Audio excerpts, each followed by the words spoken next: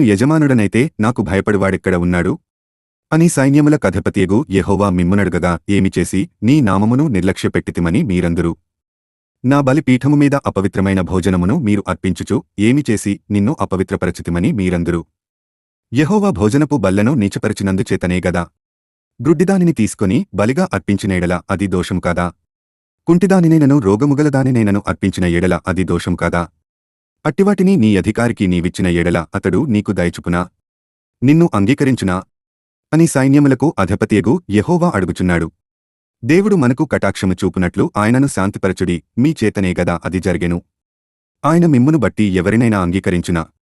అని సైన్యములకు అధిపతియగు యెహోవా అడుగుచున్నాడు.